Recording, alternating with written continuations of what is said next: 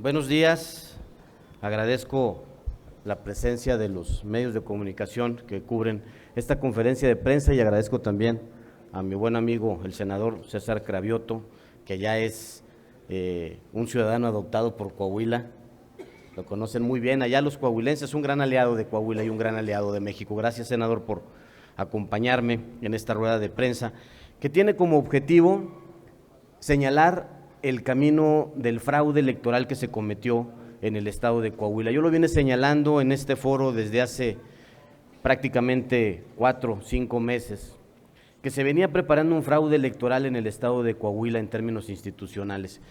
Y a final de cuentas se consumó en la jornada electoral del pasado 4 de junio y hablaba entonces que se venía preparando desde el arranque del año, desde el inicio del año. Ayer decía en tribunas, desde hace 4 o 5 meses se venía preparando este fraude electoral y les voy a decir por qué. Desde hace 4 o 5 meses el PRI gobierno en el estado de Coahuila inició una estrategia para amedrentar, para inhibir a líderes del movimiento para que no participaran en los procesos electorales. ¿Y con quiénes empezó? Empezó con alcaldes, 3 exalcaldes que venían apoyando al movimiento, que tenían aspiraciones de participar en el proceso y que los desactivó a través de averiguaciones previas, a través de investigaciones, para que no participaran. Y les voy a decir por qué se involucró tanto la Procuraduría de Justicia del Estado como el Poder Judicial del Estado en este proceso de intimidación o de terrorismo electoral que venía llamando yo desde hace tiempo. Fíjense, este caso, les voy a poner uno de 3, porque no quiero darles mucha información, pero es información que vamos a llevar ante las denuncias ante la Fiscalía Especializada de Delitos Electorales, porque tiene trascendencia esto que les voy a narrar. En esta denuncia, el 28 de octubre, se inicia una investigación en contra de un exalcalde de Morena, de Parras de la Fuente, Coahuila, y el 28 de octubre se manda un oficio al comandante de la Policía Investigadora del Estado adscrita a la Fiscalía para que inicie una investigación. Ese mismo 28 de octubre recibe el comandante el comunicado y el 28 de octubre también se emite una opinión técnica respecto a la investigación de que era objeto y la acusación al alcalde. Ese mismo 28 de octubre a las 12 se emite un acta de aviso de hechos probablemente delictivos, un informe, lo que se denomina informe policial homologado, donde se inicia la investigación de campo en la acusación que se venía dando en perjuicio de nuestro compañero exalcalde de Parras. A las 5 de la tarde hay un acta de entrevista a testigos del mismo 28 de octubre. Todo esto sucedió en un solo día.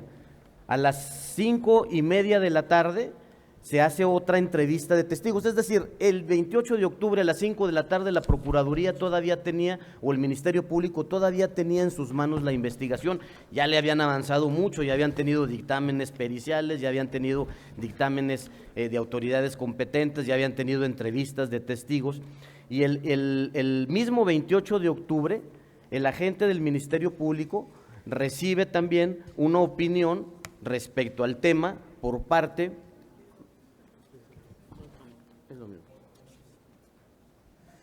del director de contabilidad forense de la Fiscalía Especializada, también en relación a la causa de la investigación. Sigo hablando del 28 de octubre. Y bueno, para sorpresa de todos, ese mismo día, el 28 de octubre, un juez, en concreto, la juez de primera instancia en materia penal del sistema acusatorio y oral del Distrito Judicial de Saltillo, emite una orden de aprehensión. Hicieron todo esto en menos de 24 horas, en un solo día, en menos de 12 horas, porque estamos hablando todo del 28 de octubre, emitieron una orden de aprehensión que llevó a la cárcel a un compañero exalcalde de Parras, y aquí inició el terrorismo electoral. Fíjense nada más para que se den una idea, en menos de 12 horas se integra ante una investigación para detener a un opositor y en 15 años no le han girado una orden de aprehensión, no, ya no hablo de órdenes de aprehensión, un citatorio a Humberto Moreira por el desfalco de Coahuila. En 8 años no le han girado un citatorio a Rubén Moreira por el desfalco, los homicidios y todas las atrocidades cometidas en perjuicio de los coahuilenses, y en 12 horas giran una orden de aprehensión contra un alcalde, exalcalde de Morena.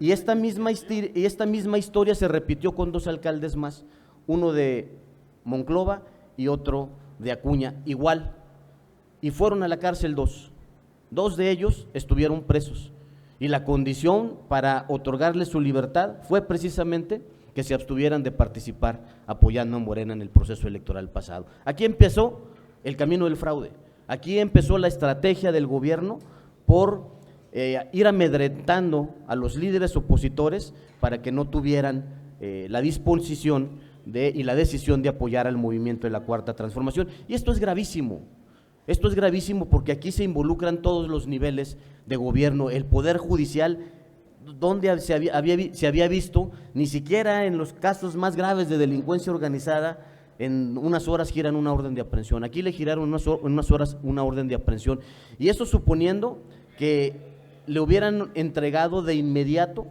la solicitud de la orden de aprehensión después de la última hora de entrevista a testigo. Tenemos la última, por lo menos documentada en el expediente, a las 5 de la tarde el Ministerio Público aún tenía en su poder la investigación, y ese mismo día le estaban girando una orden de aprehensión en un juzgado civil, y esto no lo podemos tolerar. Esto es algo que también vamos a denunciar en su momento, porque hay un claro abuso de autoridad y una clara colusión de todos los órdenes del gobierno estatal para generar terrorismo electoral en perjuicio del movimiento.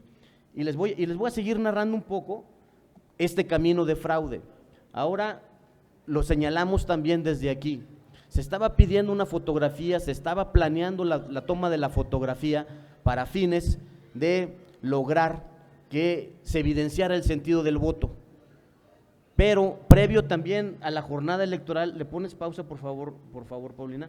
Previo a la jornada electoral también se generó terrorismo en perjuicio de los opositores, contra nuestros líderes, contra gente del movimiento, que se soltó a la policía desde el miércoles y los anduvieron persiguiendo, deteniéndolos sin ninguna causa justificada.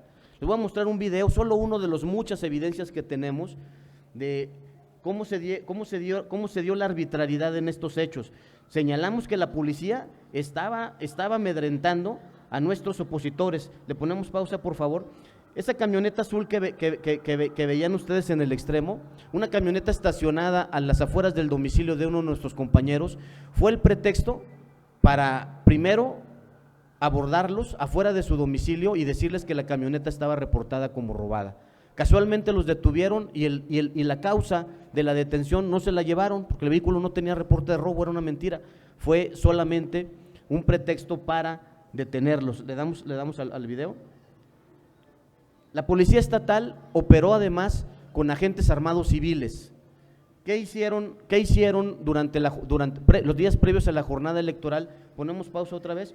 Y con posterioridad a la jornada electoral y durante la jornada electoral, la policía se hacía acompañar por civiles armados, que eran los que ocasionaban, en caso de que empezáramos a grabar a la policía, ocasionaban la confrontación a nuestros compañeros, y en caso de que hubiera trifulca, decían no los lesionó o no los agredió la policía, los agredieron civiles. Y aquí está la evidencia de lo que les voy a decir. Este joven es consejero estatal de Morena. ¿Le damos seguimiento? Es consejero estatal de Morena, fue detenido en las afueras de su domicilio sin ninguna causa, fueron golpeados junto con su familia y ahí, casualmente los retuvieron hasta terminada la jornada electoral. Pero vean, no lo voy a pasar el video completo, vamos a adelantarle, Paulina, al final, porque quiero que vean lo que les estoy diciendo de los civiles armados. En ese momento lo están subiendo, lo van a subir a la patrulla, la familia trata de impedir que se lo lleven, y va a llegar un civil a golpearlos. Este civil que no fue detenido por la policía y fue el que impidió ya que la familia se opusiera a la detención. Llegaron a golpearlos, la policía subió al detenido, se lo llevó y el civil no lo detuvieron, no sabemos ni quién es hasta este momento, llegó a agredir y no lo detuvieron. Se va la patrulla, se lleva al detenido, cortamos. Ese fue el modo de operar de la policía. Y la policía puede decir, no, nosotros no lo golpeamos, ¿sí? No lo golpeamos, la realidad está ahí. Y traían policías vestidos de civiles o civiles armados que, como lo dije yo durante la jornada electoral, si no son policías son malandrines. Y si el gobierno del estado utilizó a malandrines para hacerle el mapache electoral, pues está peor el asunto. Tenemos más de 50 detenidos por distintas causas en todo el estado de Coahuila sin ninguna justificación, y todos casualmente fueron liberados pasadas las 6 de la tarde de la jornada electoral. Lo que querían era inhibir el voto y además generar un terror en la población que les permitiera precisamente operar a libertad. ¿Qué hizo la policía? Amedrentar a nuestros líderes y proteger a los líderes del PRI en la compra de votos, porque casualmente cuando había una trifulca en alguna casilla o cuando denunciamos alguna agresión a alguno de nuestros compañeros, la policía llegaba solo para proteger a sus líderes compra votos. Tenemos por aquí un video que les voy a mostrar también solo una evidencia para no…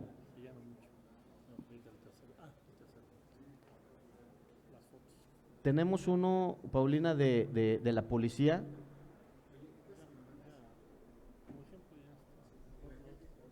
Bueno, vamos a entrar al tema de las boletas. Señalé aquí que el camino del fraude era la fotografía, la boleta electoral. Ese era evidente camino de fraude. Aquí les vamos a mostrar un video donde compañeros reventaron una bodega, encontraron una bodega donde estaban comprando votos, entregándoles un número de identificación o QR para que lo pusieran sobre la boleta y así evidenciaran el sentido de su voto. Esto es una realidad durante la jornada electoral en el municipio de Ramos Arizpe.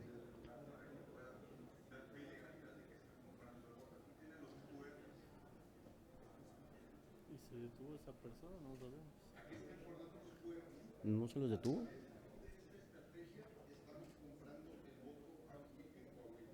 Ese es otro. Pero coinciden los 5 dígitos. Exacto.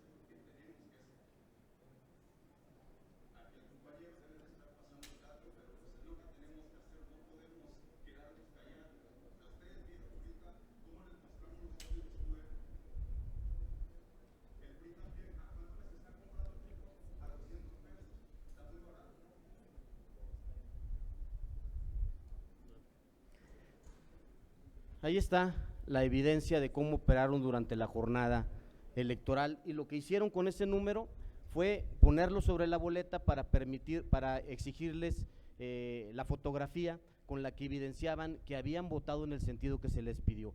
Esto fue la forma en la que coaccionaron el voto a empleados de municipios priistas y a empleados del gobierno estatal priista, a maestros en muchas escuelas del estado, y también la forma en la que le pidieron a la gente documentaran su voto para pagarles aquellos que estaban pidiendo, a los que les estaban comprando el voto.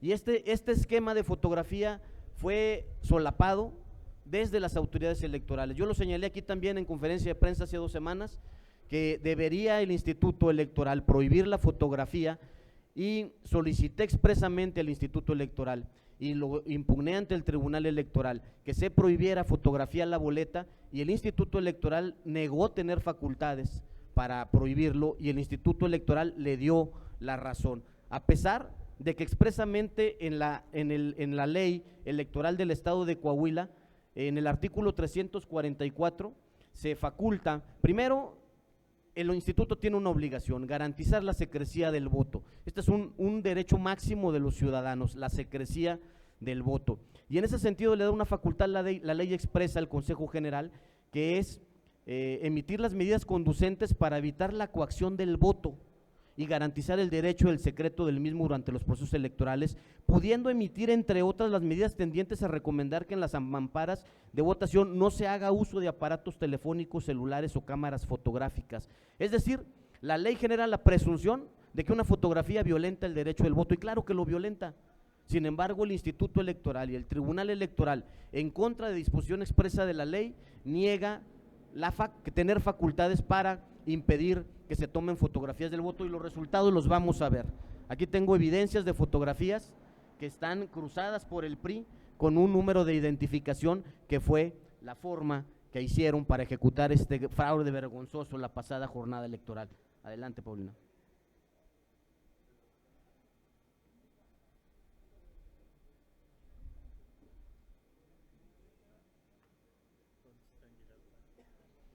Tengo 100 ahorita.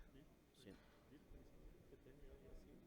Ya tengo en este momento 100 evidencias de 100 boletas que están marcadas con el PRI con un número de identificación, que demuestran claramente que ejecutaron lo que veníamos alertando se convertiría en un gran fraude institucional en el estado de Coahuila. Y en ese sentido llamo a la gente de Coahuila a que nos haga llegar más evidencias, a que todo lo que tenga de videos de abuso policiaco, de intervención de la policía en el mapacheo y en la compra de votos, a todo lo que tenga de boletas cruzadas con números de identificación a favor del PRI, aquellos incluso que recibieron una cantidad de dinero y comprometieron su voto y que tengan la fotografía de su voto, a que nos la manden, porque vamos a estar llamando a todo el pueblo de Coahuila a que tenga evidencias, a que nos las haga llegar para fortalecer una denuncia que vamos a presentar por delitos electorales ante la Fiscalía Especializada, porque esto no lo podemos tolerar. Esto es lo que está festejando el PRI, un fraude vergonzoso en el estado de Coahuila. Por eso no se ve el ánimo triunfalista en la ciudadanía, pues la ciudadanía está ofendida. Y quiero dejarle claro a los coahuilenses que esta fue la forma con la que ganaron el proceso electoral pasado. También quiero reconocer a quienes a libertad, a todos los ciudadanos, a quienes valientemente no se dejaron intimidar, a quienes no vendieron su voto y cruzaron la boleta a favor de los candidatos de Morena, porque a final de cuentas eso representa la lucha democrática y eso representa también el valor ciudadano por conquistar un cambio en el estado de Coahuila, pero no perdieron.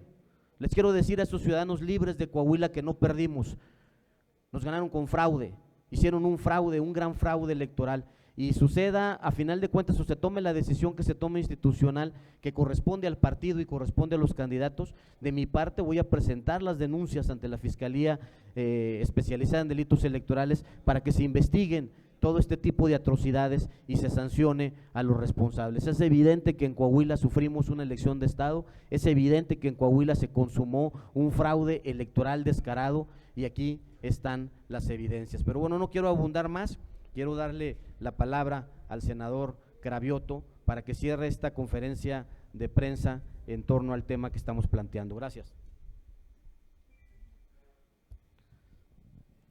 Bueno, pues lo que nos acaba de narrar y de documentar el senador por Coahuila Reyes Flores es un fraude en 3 actos.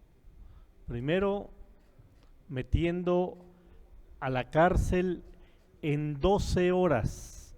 En 12 horas yo conté 8 actos jurídicos, desde el inicio de una averiguación previa hasta la detención, en 12 horas.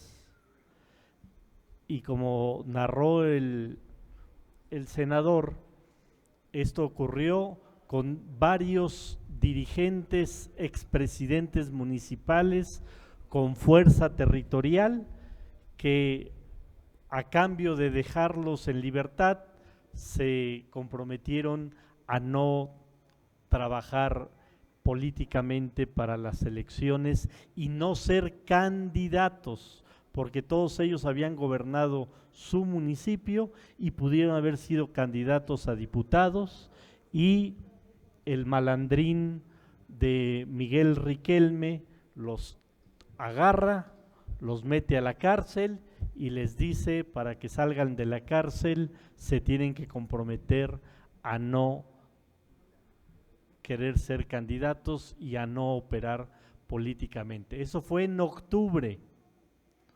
Después, más de 50 compañeros del movimiento detenidos en las que serán 3, 4 semanas previas a la elección, el propio día de la elección, y curiosamente los liberan pasando las 6 de la tarde cuando ya había acabado la jornada electoral.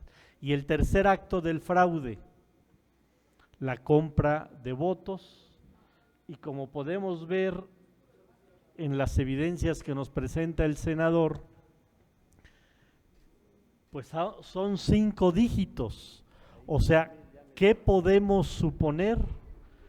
Pues que se compraron hasta 99,999 votos en Coahuila.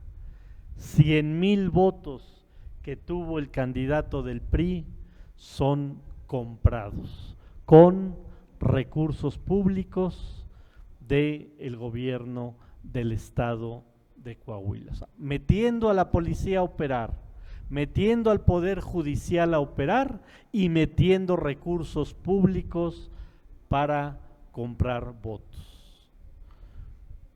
Y esos son los nuevos líderes de la oposición en este país.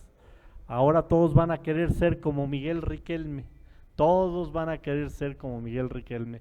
Por eso vemos como Alito, como Marco Cortés, como los dirigentes de la oposición le reclamaron al gobernador del Estado de México, le dijeron: hubieras operado como Miguel Riquelme, hubieras hecho fraude electoral como Miguel Riquelme. Esa es la acusación que le hacen al gobernador del Estado de México. ¿Por qué no operaste como Riquelme? Lo bueno es que ya se están acabando los Migueles Riquelmes y los Moreiras en este país. Ya nada más les quedan 9 gobernaturas con bribones que operan de esa manera. Y que se cuide el PRI, porque les tengo una mala noticia: además de ser muy buen senador, es muy buen abogado Reyes Flores. Y si ya dijo que va a iniciar procedimientos, no va a dejar que se mueran esos procedimientos, y van a ver cómo van a poner a temblar ese disque triunfo limpio de la oposición en Coahuila.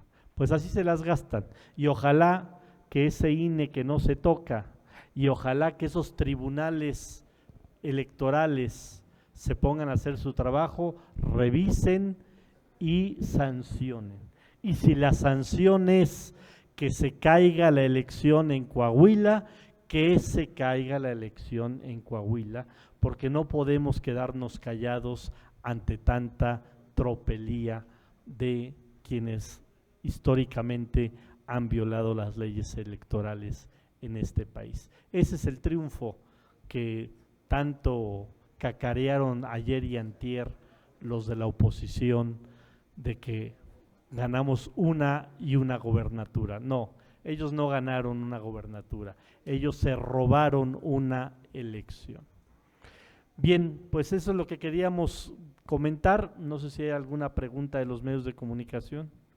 Sí, senador, tenemos preguntas de parte de Gerardo Segura de Azteca Noticias, pero son en relación a otros temas. No sé si me permitieran que les… Si hay alguna pregunta de este tema, y después pasamos a otros temas. De este tema no, de otros temas. Ajá, de otros temas. ¿Qué será? Lo del domingo se me hace. Sí. Bueno, entonces empezaríamos con las preguntas aquí de las que los compañeros que están de manera presencial. Sí. Arrancaría Israel Aldave, de Grupo Fórmula. Hola, senadores, buenas tardes. Senador Cravioto, preguntarle, con todo lo que está aconteciendo y va a seguir aconteciendo en su partido, ¿Tiene previsto que el senador Ricardo Monreal solicite licencia, como lo han dicho tanto el presidente de la República como el propio Mario Delgado? ¿Quién ve usted que reúna las características necesarias para ocupar la Junta de Coordinación Política? Bueno, sobre esta pregunta, primero quiero decir que no adelantemos hechos. Hay mucha especulación sobre si tienen o no que renunciar quienes se vayan a inscribir al proceso que el próximo domingo los consejeros nacionales de Morena aprobaremos. Primero, no sabemos, hay una especulación de que en la convocatoria quien se registre tendría que renunciar al cargo público que tenga, pero eso es una especulación. Yo diría, primero vamos a esperar la convocatoria que nos pondrá a consideración el presidente del Consejo Nacional de Morena y el Comité Ejecutivo Nacional de Morena, para saber si viene esa cláusula en la convocatoria. Si viene esa cláusula en la convocatoria, pues después será decisión del senador Ricardo Monreal si se inscribe, y si viene esa cláusula en la convocatoria, pues si pide licencia como senador de la República. Y después vendría la tercera parte, si se dan las primeras dos condicionantes, pues el grupo parlamentario pues tendrá que hacer un planteamiento de quién ocuparía esa posición. Pero primero son pues las dos primeras condicionantes: que venga en la convocatoria, que sea forzoso, que se renuncie a su cargo. Después la decisión del propio senador Monreal de inscribirse al proceso, y ya después la decisión del grupo parlamentario. En caso de que se dieran las dos condicionantes, ¿usted le gustaría ser coordinador? Digo, presidente de la Junta de Coordinación y coordinador del grupo. Yo creo que, insisto, estamos futureando mucho. ¿Por qué no mejor me lo preguntan el lunes, después de conocer la convocatoria que aprobemos, y ya vemos? Y que le pregunten a él si se va a inscribir. Entonces, no futuremos demasiado, veamos los tiempos, veamos cómo se dan las cosas, y si se dan todas las condicionantes y hay intenciones del grupo para que yo pueda ayudar, yo ayudo. Yo he ayudado como estoy, como senador de la República, y ayudaré en las tareas que me dé el movimiento. Gracias. De nada. Ahora les pregunta qué opina Saldierna de la jornada. Sí, senador, buenas tardes. Buenas para tardes. preguntarle, por el bien del proceso interno, ¿usted considera que es mejor que renuncien y que no usen recursos públicos en la campaña, o que se mantengan? Porque hay mucha especulación en torno a si se están usando ya esos recursos para las precampañas que están en marcha. No, Precampañas. yo considero que no se han usado recursos públicos, que cada compañero y compañera ha sido muy respetuoso de ello.